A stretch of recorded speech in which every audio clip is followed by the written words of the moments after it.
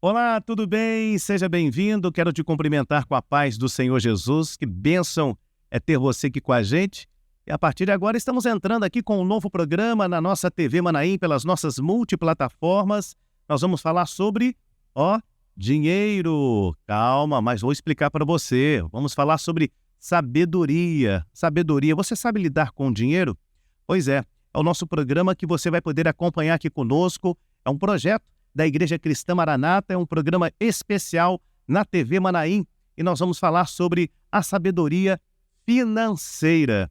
E para isso, para você saber mais, né? E é claro, eu vou aprender juntamente com você que está nos acompanhando no Brasil e também no exterior, aqui pelas nossas multiplataformas, nós convidamos aqui os nossos amados irmãos. Você já, com certeza, já está observando aí nas telas, pelas nossas plataformas, a você que está no rádio, a você que está na TV, aonde você estiver, nossos queridos irmãos estão aqui conosco para nos ajudar na orientação e na luz da palavra do Senhor, falando sobre a sabedoria financeira. Para nos ajudar a atender tudo isso, nós temos aqui dois especialistas que também são servos do Senhor. Nosso querido irmão, o Vinícius Leão, que é diretor executivo da Elos Corretora, especialista em investimentos e seguros, e o irmão Moisés Brasil Coser, economista, professor universitário, pesquisador, e ambos são pastores, servos do Senhor da Igreja Cristã Maranata. Meus queridos, a paz do Senhor Jesus, Deus abençoe a vida de vocês. Paz do Senhor Jesus. A paz do Senhor, Jorge. Paz do Senhor, Vinícius. Paz do Senhor. Vinícius, vamos começar aqui nesse programa falando sobre a sabedoria financeira. O que é verdadeiramente a sabedoria financeira? Sabedoria financeira, Jorge, nós entendemos como administrar o que Deus colocou em nossas mãos com responsabilidade e com propósito, né? Não é só sobre quanto se ganha, é o que se faz com o que se ganha. Não é gastar tudo, né? É saber planejar, saber fazer a divisão do seu orçamento com responsabilidade. E isso no Brasil é uma questão bem complexa, porque nós não temos na base, nas escolas, educação financeira. E isso formou uma sociedade hoje, segundo dados da Confederação Nacional do Comércio, em 2024, 78% das famílias brasileiras estão endividadas. Então isso se torna um problema social, essa falta de educação, essa falta de base financeira. Agora, Moisés, isso pode impactar, como isso vem impactar na vida, na família? Jorge, esse é um problema muito sério, né, que as famílias, vamos dizer, não só no Brasil, mas no mundo todo enfrentam, né, que é a questão do você perder essa questão do controle financeiro. É que a finanças, né, você administrar o dinheiro é algo muito importante, né? Se fala que o dinheiro é a raiz de todos os males, né? Mas ele bem administrado é algo assim favorável para a família. Você perdeu o controle. Você tem crises, às vezes no casamento, brigas, às vezes depressões. Isso por quê? Porque você perde o controle. Agora, o que a palavra do Senhor fala sobre questão, né, desse controle, né? Nós pegamos, por exemplo, lá em 1 Timóteo, capítulo 6, verso 10, a palavra do Senhor diz assim: porque o amor do dinheiro é a raiz de todas as espécies de males. E nossa cobiça, alguns se desviaram da fé, se transpassaram a si mesmo com muitas dores, né? Isso é o resultado quando se perde esse controle, né, financeiro. Por isso que nós entender, compreender, e esse é o objetivo do programa, levar, né, os irmãos, os nossos ouvintes, a se planejar e ter um controle melhor, né, do seu dinheiro. Poder se programar, o bom planejamento financeiro te dá condições no futuro de você investir, né? Você comprar sua casa, seu carro, fazer sua viagem, né? Isso é um bom planejamento financeiro. Muito bem.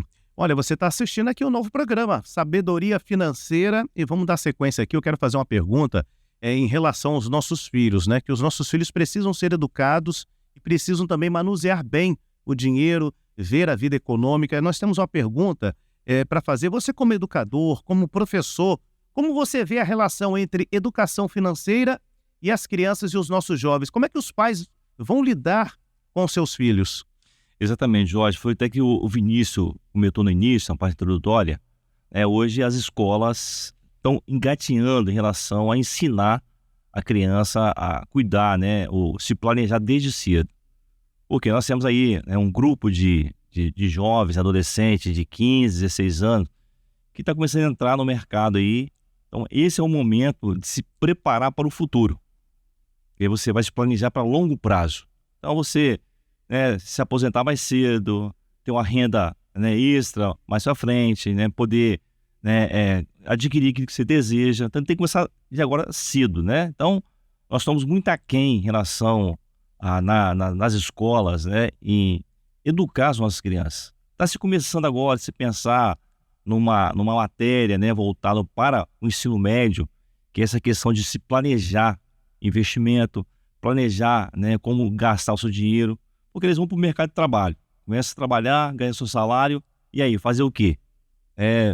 Nós precisamos ter essa educação para os nossos filhos, né, nas escolas, né? Você tem ideia, tem um dado, né, que 27% dos jovens brasileiros tem conhecimento suficiente sobre finanças, 27% apenas, né? É muito pouco ainda, né? E às vezes aprende no dia a dia, mas é preciso da base, lá na escola, a criança começar a já ter noção como se planejar, a importância que é o dinheiro para a família. Vinícius, falamos das crianças aqui, mas os adultos também são vulneráveis, né? Tem esse problema com a questão do dinheiro também, não é isso? Muito, muito. Se torna até consequência do que o pastor Moisés colocou. Crianças que não têm base tornam-se adultos reféns de más escolhas, de ondas, né? Nós vivemos hoje, no noticiário está claro para todo mundo, até CPI de casas de apostas, porque o dinheiro de pessoas simples tem sido desviado para outro propósito, porque as pessoas acreditam em soluções milagrosas, e o que realmente salva o orçamento da família é um planejamento adequado, né? Antigamente, pergunta a você, Jorge, os seus avós tiveram quantos filhos? Muitos filhos. Aproximadamente, aí dá para contar uns 8, 9 filhos antigamente. Seus pais? Aí já foram 3 filhos. E você tem quantos filhos? Hoje são 2. 2. Então você vê que vem só diminuindo, né? Só diminuindo. Nós crescemos com uma cultura de que a aposentadoria eram os filhos. As famílias, a sociedade patriarcal tinha muitos filhos, para que os filhos fossem a defesa das fazendas. Nós somos uma sociedade, o Brasil cresceu em cima de agricultura, em cima do pasto. Então se tinha muitos filhos para cuidar da fazenda, para que cuidassem dos idosos, só que cada vez mais as famílias têm menos filhos, os pais vivem mais, né? A longevidade está maior, e sem planejamento financeiro nós temos hoje um rombo, né, na Previdência Social, ao ponto que apenas 1% das pessoas aposentadas pelo INSS conseguem sobreviver com a sua aposentadoria. E tem um dado do Serasa de 2024 que nós temos mais de 72 milhões de brasileiros inadimplentes. Então falta orçamento, falta educação, falta cultura, consequência da falta de preparo lá no início da infância, que reflete uma sociedade hoje doente financeiramente. Vinícius, só colaborando, né? Claro. Nós tínhamos aí um bom tempo atrás, você tinha, por exemplo, 4 contribuintes para um aposentado. Hoje é o contrário. Isso em 1970. Era essa a proporção. Hoje você tem o contrário. Você tem um contribuinte para 5 aposentados. Então, nós não podemos esperar, quando me aposentar, eu vou ficar tranquilo. Não, tem que se preparar agora. Você tem que ter uma aposentadoria paralela, né? A gente fala, uma previdência privada. Não contar apenas com a aposentadoria do INSS, mas algo privado. Você vai começar de agora, né, se preparar para o futuro. Nós tivemos mudanças na lei do INSS, da aposentadoria, que já estenderam o prazo. E agora já se estuda, depois desses últimos rombos noticiados, de o brasileiro ter que trabalhar até os 78 anos para ter de se aposentar. Já há estudos nesse sentido que vai ter que esticar mais. Então, ou seja, se você não se preparar e deixar para o governo cuidar de você, você vai sofrer as consequências. Porque o INSS ele não é uma capitalização onde você paga por você paga por quem já está aposentado. Então, essa clareza que nós temos de ter, se nós não fizermos por nós, não vai ter um resultado positivo no futuro. Olha, você está participando aqui conosco do nosso novo programa Sabedoria Financeira. E vamos falar agora sobre os impactos, né? O impacto profissional, familiar e empresarial. O que isso pode impactar na vida dessas áreas, profissional, familiar e empresarial? Vinícius, você acompanha muitas empresas, né? E qual é o impacto da má administração financeira, Vinícius? É enorme, né? Dados do Sebrae apontam que 60% das empresas do Brasil fecham em até 5 anos por má gestão financeira. A gente vê o empresário misturando caixa da empresa com caixa pessoal, vários erros de gestão, vários erros de planejamento, de orçamento. Então, isso tudo influi em frustração, depressão, divórcios, né? Como o Moisés bem colocou, isso influi no casamento, porque uma dos grandes conflitos no casamento é a questão financeira, e a palavra do Senhor, ela nos ensina aqui em Provérbios 22, capítulo 3, que o avisado vê o mal e esconde-se, mas os simples passam e sofrem a pena. Então, aquele que não tem a educação, aquele que não tem a cultura necessária, buscar se capacitar, se não teve essa oportunidade, né? Antes de você sair para empreender, de você abrir um negócio, é importante você fazer um plano de negócio, buscar entidades como o Sebrae que ajudam nesse sentido, ou um especialista, para que você venha reduzir ao máximo a margem de erro e não entrar numa estatística como essa. Vinícius, colaborando, né? Você imagina, o funcionário ele está endividado, né? Não se planejou, aí ele vai trabalhar. Aí fica lá, trabalha, mas pensando, a preocupação fica na mente, foco né? que ele tem, né? Exatamente, aí ele perde a produtividade, porque está pensando na conta que vai ter que pagar. Olha, o cartão está vencendo, eu tenho que pagar isso, tenho que pagar aquele boleto de energia. Então, aquilo entra na mente dele, ele perde a produtividade. Às vezes, consequência, perde o emprego, né?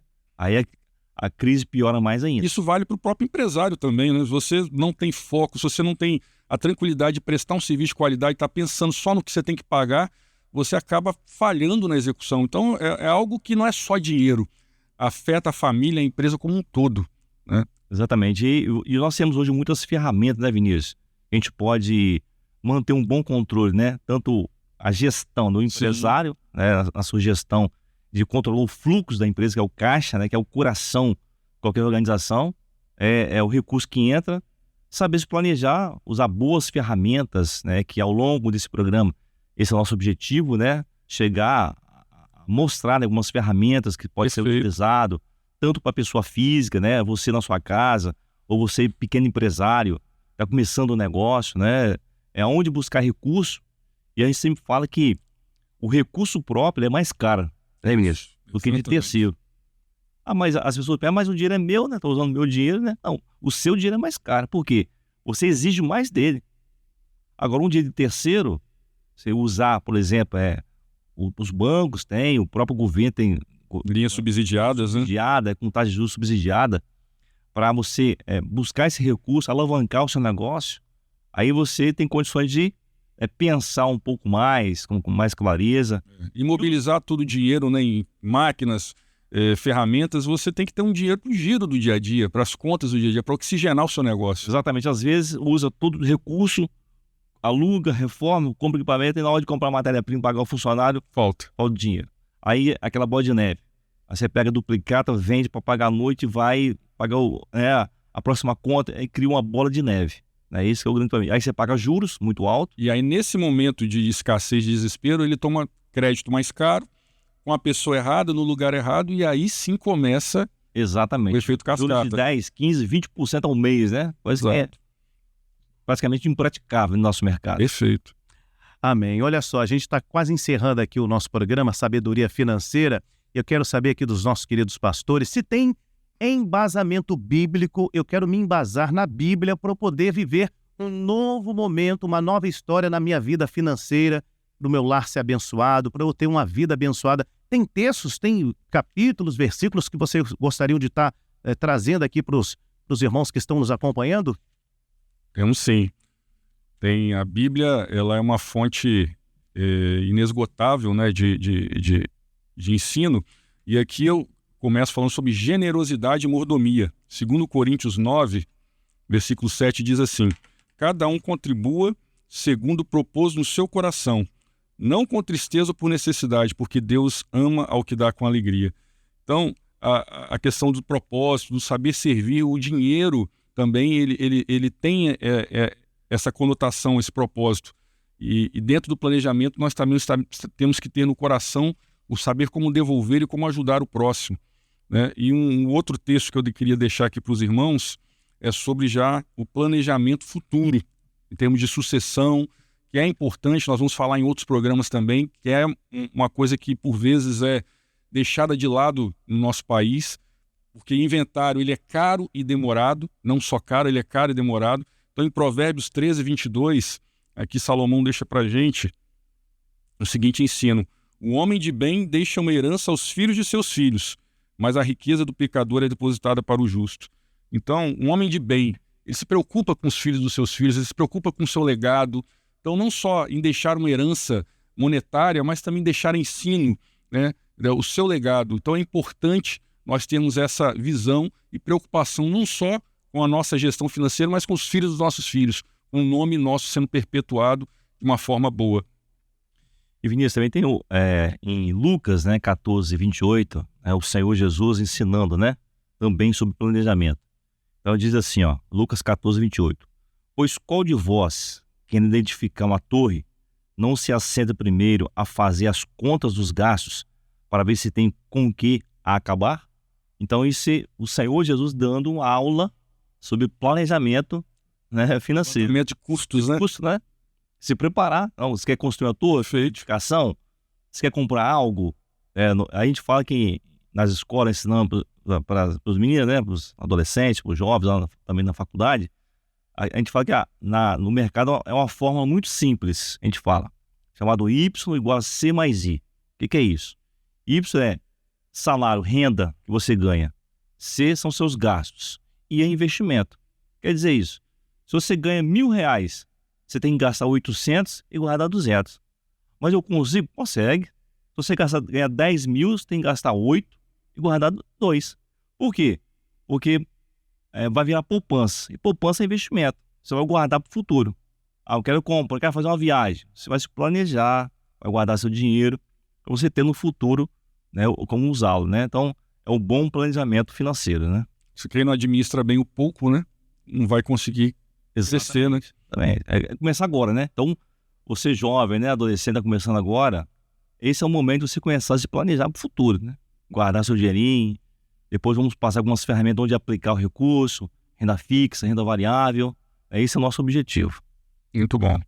Muito bom mesmo. Olha, uma pena, estamos chegando aqui ao final do nosso primeiro programa, é o programa de estreia Sabedoria Financeira. Anota aí, Sabedoria Financeira, e você já pode compartilhar aqui o link aí para os seus amigos, para os seus familiares. Hoje nós falamos um pouco da sabedoria financeira no ato, que é um ato de fé. E no próximo episódio você vai acompanhar aqui com a gente o que a Bíblia diz sobre o dinheiro. Então você vai poder acompanhar aqui com os nossos queridos irmãos, o Moisés, o Vinícius, trazendo essas informações preciosas para você. Que Deus assim nos abençoe. Queridos, a paz do Senhor Jesus. Pai do Senhor Jorge, Pai do Senhor Moisés. Amém. Pai do Senhor Vinícius, Jorge, aos nossos ouvintes. Pai do Senhor. Amém. Até a próxima edição. Rádio e TV Manaim, juntas anunciando o Evangelho Eterno.